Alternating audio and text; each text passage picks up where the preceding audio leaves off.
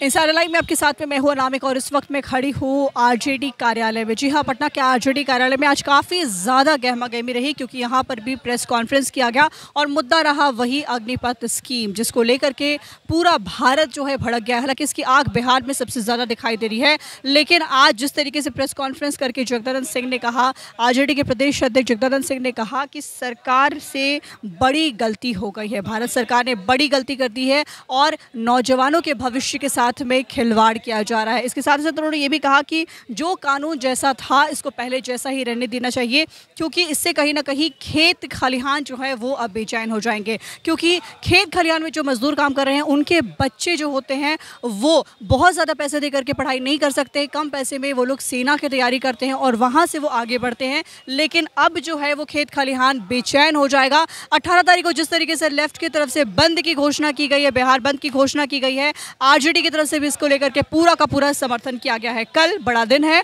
और आज का दिन भी बेहद खास रहा। तो आइए अब आपको सुनाते हैं कि प्रेस कॉन्फ्रेंस में आरजेडी के प्रदेश अध्यक्ष जगदानंद सिंह ने क्या कुछ कहा। महागठबंधन की तरफ से अभी सारे पत्रकार बंधुओं, प्रिंट मीडिया और विजुअल मीडिया के साथियों, आप सबों का हम लोग स्वागत करते हैं। एक सामयिक विषय इस देश के सामने खड़ा है और देश के सारे नौजवान आंदोलन कर रहे हैं अपने जीवन और में रोजगार की सुरक्षा के लिए। नौजवानों का भविष्य कैसे सुरक्षित हो, उस आंदोलन का विषय है।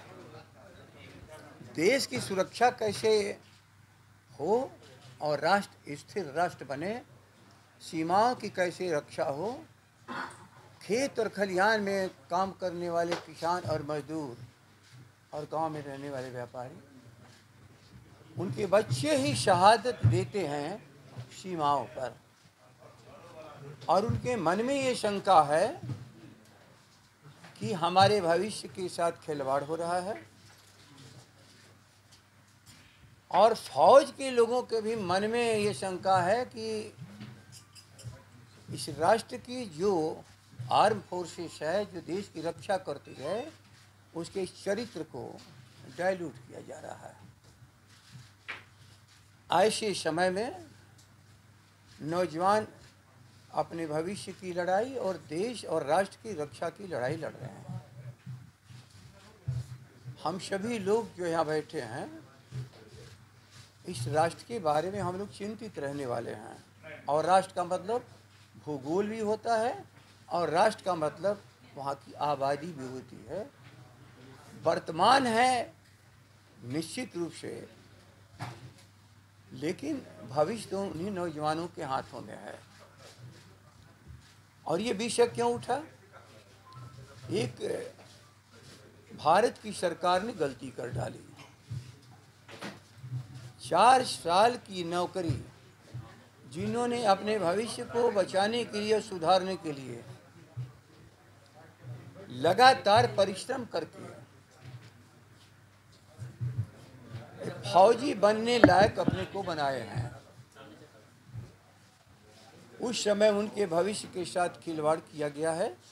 उनके मन में शंका ही नहीं बल्कि भारी आक्रोश है और उस आक्रोश व्यक्त करने के हो सकता है कि उनके तरीके पर मतभेद किसी को हो सकता हो, लेकिन उनके विषय पर मतभेद शायद ही किसी को होगा। चाहे स्पेशलिस्ट हों, फौज के बड़े बड़े ओहदे पर रहने वाले हों, या हमारे पत्रकार बंधु हों, सब लोगों ने इस विषय को अपने अपने हिसाब से लिया है। नौजवान भी अपने विषय को लिए हैं, उनके तरीकों पर बहस हो सकती है, लेकिन हम लोग की मान्यता है कि उनके भविष्य के साथ खिलवाड़ हो रहा है और राष्ट्र की सुरक्षा कीजिए। हमारी सबसे बड़ी संस्था है, उसे भी बिगाड़ने का काम हो रहा है। नौजवान शायद यही चाहते हैं। अब तक का जो कानून था फौज में भर्ती होने का उस कानून को यथावत रहने दो। शायद नौजवान ये चाहते हैं कि राष्ट्र की रक्षा के लिए जितने स्वीकृत पद हैं, चाहे एयरफोर्स हो, चाहे नेवी हो, आर्म फोर्सेस हो, उसको कायदे से उसी कानून के अनुसार भरा जा। सरकार ने एक अलग ही कानून बना डाला और इस कानून से बेचैन सभी लोग हैं।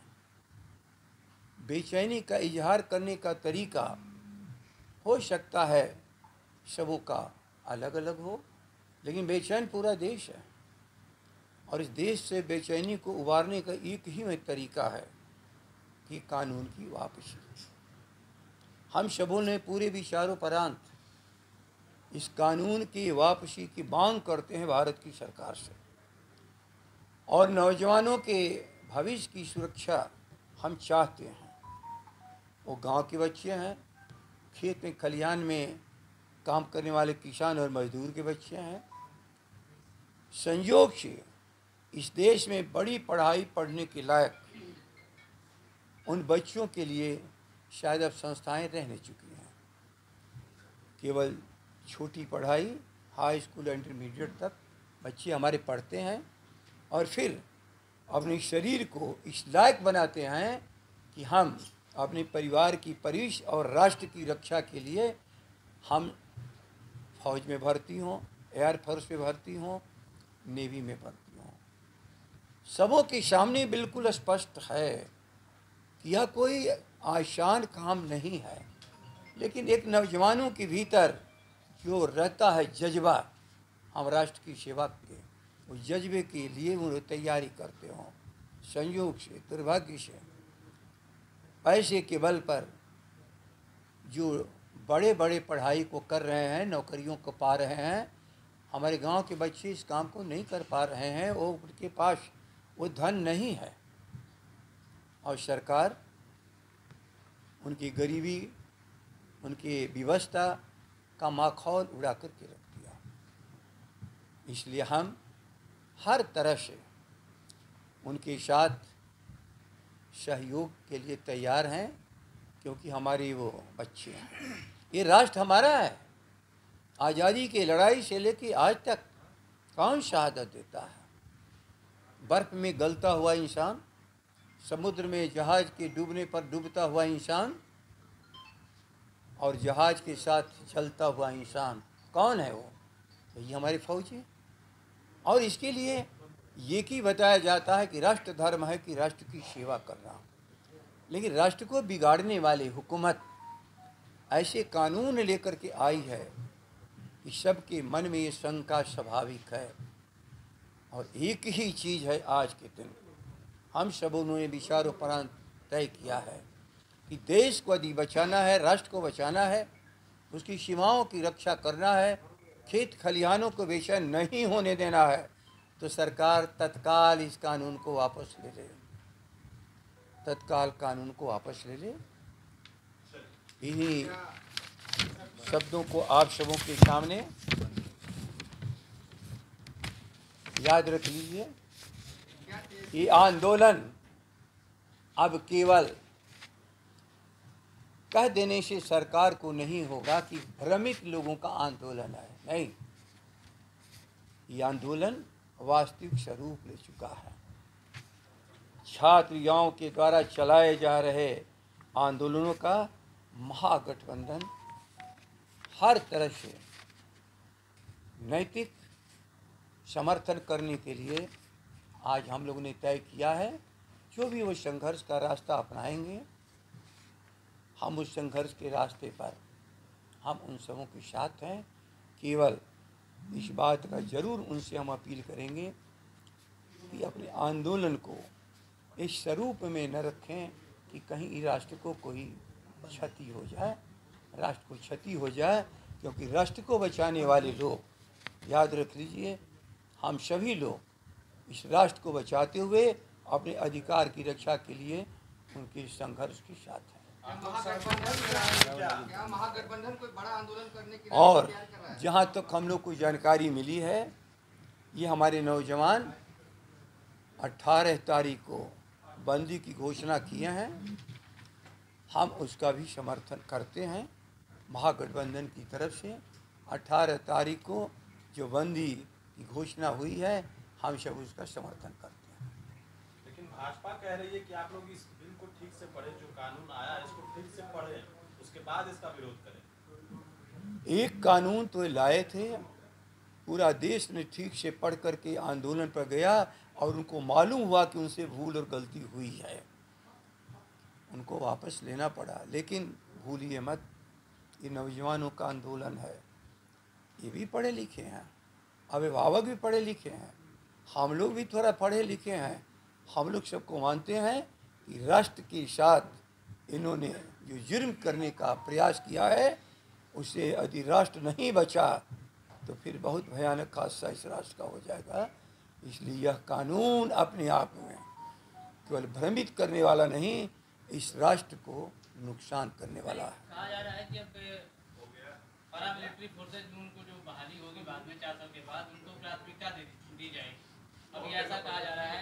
पहले एक बात का वो जवाब दे ले, वो जहां भी जाना चाहता था अपनी योग्यता के बल पर वो जाते ही थे, वहां पर योग्य बनाने के लिए नहीं। जो उनकी समझ है, उनको बेरोजगार बनाने की अभूतपूर्व योजना है। नौजवानी में भी वो कैसे बेरोजगार हो जाएं, रोजगार पा करके भी बेरोजगार हो जाएं, यह उनकी अभूतपूर्व योजना है, जिसको भारत हर कोने से एक ही आवाज़ है कि यह मान्य नहीं है। हमें